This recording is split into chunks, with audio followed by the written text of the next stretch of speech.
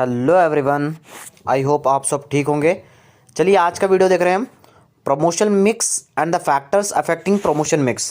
पहले promotion mix का meaning देखते हैं, उसके बाद फैक्टर्स अफेक्ट जो जो प्रमोशन मिक्स को अफेक्ट करते हैं वो फैक्टर्स देखेंगे। अब प्रमोशन मिक्स बताने से पहले मैं आपको ये बता दूं, मैंने बीकॉम फर्स्ट सेम का सिलेबस स्टार्ट कर दिया है मार्केटिंग का। मैंने 3 चैप्टर फिनिश भी कर दिए हैं। चैनल में सारे वीडियोस हैं, आप जाकर देख लीजिए। चलिए अब देखते हैं प्रमोशन मिक्स का मीनिंग।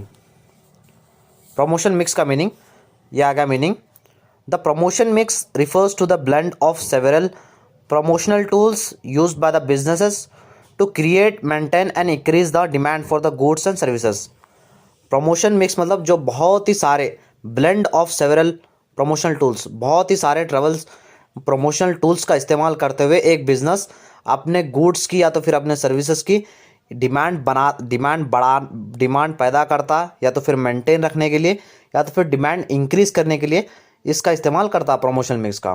प्रमोशन मतलब सिर्फ एक एक्टिविटी का करके अपने गुड्स का वैल्यू या डिमांड बढ़ाना, बट प्रमोशन मिक्स मतलब बहुत ही सारे सेवरल प्रमोशनल टूल्स का इस्तेमाल करते हुए अपने प्रोडक्ट का डिमांड बढ़ाने को प्रमोशन मिक्स कहते हैं। प्रमोशन मतलब सिर्फ एक, प्रमोशनल मिक्स मतलब बहुत ही सारे, उसी को ही प्रमोशन मिक्स कहते हैं। प्रमोशन यानी, प्रमोशन का मीनिंग बता दूं, प्रमोशन माने अपने गुड्स के इंक्रीज करने के लिए प्रमोशन करते हैं, जैसे एडवर्टाइजिंग, सेल्स प्रमोशन, इसे प्रमोशन हो गया। अब प्रमोशन मिक्स मतलब बहुत ही सारे आइडियाज़, बहुत ही सारे टूल्स प्रमोशन का इस्तेमाल करते हुए जो एक्टिविटी की जाती है गुड्स एंड सर्विसेज का डिमांड बनाने के लिए, उसे प्रमोशन मिक्स कहा जाता है। मैं आपको 7 फैक्टर्स बताऊंगा जो अफेक्ट करते हैं प्रमोशन मिक्स को। चलिए, फर्स्ट फैक्टर है type of product. Type of product plays an important role in deciding on promotion mix. Product can be categorized in terms of branded products, non-branded products, necessity products, luxuries products, new products, etc. All these types of product needs different promotional tools. अब type of product भी affect करता promotion mix को। अब जैसे product बहुत ही सारे types के रहते हैं, जैसे ब्रांडेड प्रोडक्ट्स रहते हैं, नॉन ब्रांडेड प्रोडक्ट्स रहते हैं, जो नेसेसिटी के गुड्स रहते हैं, और साथ ही साथ लग्जरी गुड्स रहते हैं, और नए प्रोडक्ट्स भी रहते हैं मार्केट में। ये हर एक प्रोडक्ट को दूसरा डिफरेंट प्रमोशन मिक्स चाहिए। अब जैसे फॉर एग्जांपल दिया है यहाँ पर। अब जैसे ब्रांडेड प्रोडक्ट्स को एडवर्टाइजमेंट चलती है, ब्रांडेड जो प्रोडक्ट होता है उसे एडवर्टाइजिंग होना ज़रूरी होता, उसके लिए एडवर्टाइजिंग की जाती है। अब जैसे नॉन ब्रांडेड प्रोडक्ट्स आते हैं, उसके लिए पर्सनल सेलिंग होना ज़रूरी रहता। आप फॉर एग्जांपल ले लीजिए, कोई सा भी ब्रांडेड प्रोडक्ट है, अब एप्पल फ़ोन ले लीजिए, एप्पल फ़ोन के लिए एडवर्टाइजिंग की जाती है, ना कि एक एक आदमी जाके, एक एक उनका एम्प्लॉय जाके बताता नहीं कि ये हमारा प्रोडक्ट खरीदो बोल के, इसके लिए ज़्यादा एडवर्टाइजिंग की जाती है। अब वही है नॉन ब्रांडेड प्रोडक्ट, जो आपका ब्रांड आपको नहीं पहचानते मार्केट में, उसके लिए पर्सनल सेलिंग की जाती है कि आप खुद जाकर बताएं अपने कस्टमर्स को आपका प्रोडक्ट क्या है क्या नहीं बोल के। इसीलिए ये एक फैक्टर है जो अफेक्ट करता है प्रमोशन मिक्स को। सेकेंड फैक्टर देखते हैं। सेकेंड फैक्टर है यूज ऑफ प्रोडक्ट। प्रोडक्ट में be industrial product, consumable and necessity product, और may be luxurious product that affect selection of promotional tools and media. अब जैसे प्रोडक्ट यूजेस में classify हुआ है, जैसे इंडस्ट्रियल प्रोडक्ट है, कंज्यूमेबल प्रोडक्ट है, नेसेसिटी प्रोडक्ट है, और लग्जरियस प्रोडक्ट है। मतलब इंडस्ट्रियल प्रोडक्ट मतलब जो इंडस्ट्रीज प्रोडक्ट खरीदते हैं, अपना रॉ मटेरियल जैसे खरीदते हैं वो प्रोडक्शन करने के लिए। कंज्यूमेबल प्रोडक्ट मतलब जो कंज्यूमर गुड्स खरीदते हैं। नेसेसिटी गुड मतलब जो हमें ज़रूरी प्रोडक्ट रहते हैं। और लग्जरीज प्रोडक्ट तो आपको मालूम है, लग्जरी जो प्रोडक्ट रहते हैं ये भी अफेक्ट करते हैं प्रमोशन मिक्स को। जैसे एडवर्टाइजिंग एंड सेल्स प्रमोशन ज़्यादा होती है कंज्यूमर गुड्स को, कंज्यूमर जो गुड्स खरीदता है उसके लिए एडवर्टाइजिंग्स एंड सेल्स प्रमोशन करते हैं। और जो इंडस्ट्रीज़ को ज़रूरत होती है जैसे रॉ मटेरियल्स, उसके लिए पर्सन सेलिंग की जाती है। अब जो प्रोड्यूस करता है रॉ मटेरियल्स, जो रॉ मटेरियल्स बेचता है, वो कंपनी को जाके कांटेक्ट करके अपने गुड्स बेचेगा। ये भी एक फैक्टर है जो अफेक्ट करता प्रमोशन मिक्स को। थर्ड फैक्टर देखते हैं। थर्ड फैक्टर है complexity of product.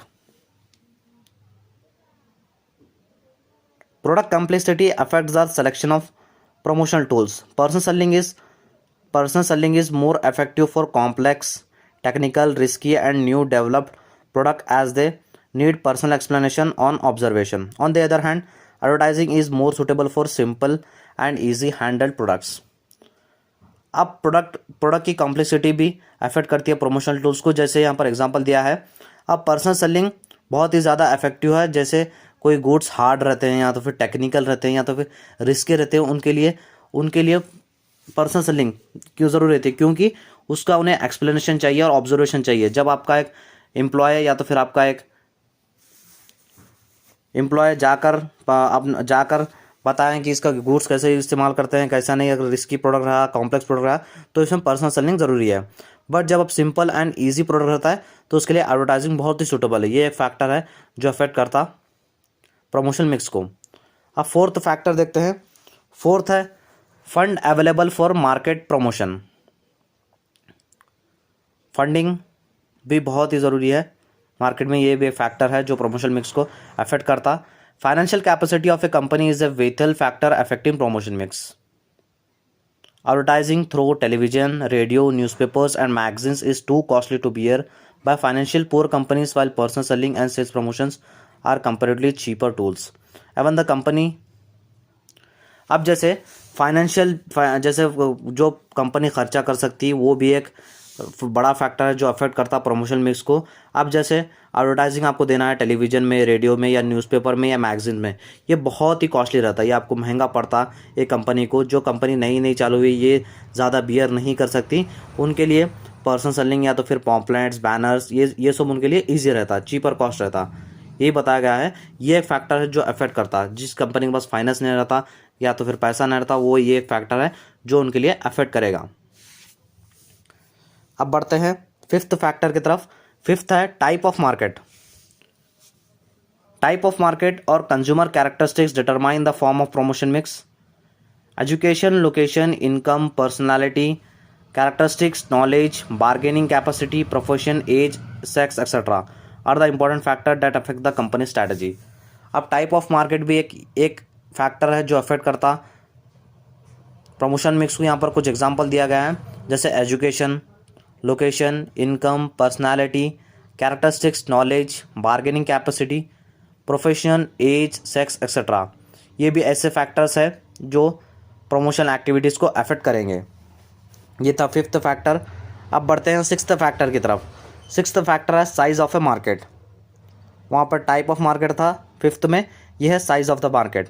Naturally in case of limited market personal selling is more effective. When market is wide with a large number of buyers, advertising is preferable.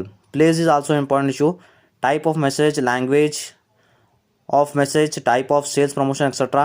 depend on geographical areas. अब naturally जहाँ पर limited market रहते हैं, जहाँ पर consumers कम रहते हैं, वो मार्केट में आप वहाँ पर एडवर्टाइजिंग करेंगे तो आपका ही लॉस होगा। वहाँ पर बेस्ट है पर्सनल सेलिंग। अब जहाँ पर ज़्यादा मार्केट है, ज़्यादा कस्टमर्स आपके पास आते हैं, तो वहाँ पर एडवर्टाइजिंग बेस्ट रहेगा। तो इसीलिए ही ये कहा गया है यहाँ पर ज्योग्राफिकल एरिया बहुत ही डिपेंड करता आपके प्रमोशनल एक्टिविटी के लिए, बहुत ही अफेक्ट करता आपकी प्रमोशनल एक्टिविटीज़ की तरफ। लास्ट देखते हैं level of competition. Promotional efforts are designed according to type and intensity of competition. All promotional tools are aimed at protecting companies interest against competition. Level of promotion efforts and selection of promotional tools depend on level of competition. Promotion भी design किए जाते हैं कि competition कितना है market में देख के, और हर एक प्रमोशनल टूल्स ये चाहता है कि वो आप अपने कंपनी के प्रोडक्ट ज़्यादा से ज़्यादा सेल हो। अब लेवल ऑफ प्रमोशन मतलब कितने का प्रमोशन करना है, कितने का नहीं बोल के, वो सारा डिपेंड करता है कंपटीशन के ऊपर। अगर कंपटीशन अगर हाई रहा तो एडवर्टाइजिंग भी हाई करनी होगी, अगर कंपटीशन कम रहा तो अपने आप ही गुड्स कैसा भी सेल होगा तो एडवर्टाइजिंग की ज़रूरत नहीं पड़ती। ये कहा गया यहाँ पर। लेवल ऑफ कंपटीशन भी एक फैक्टर है जो अफेक्ट करता प्रमोशन मिक्स को। ये थे 7 फैक्टर जो अफेक्ट करते हैं प्रमोशन मिक्स को। आई होप आपको वीडियो अच्छा लगा होगा। वीडियो अच्छा लगा तो वीडियो को लाइक कर दीजिए, चैनल से जुड़े रहिए, ऐसे वीडियोस आपको देखने को मिलेंगे। Thank you.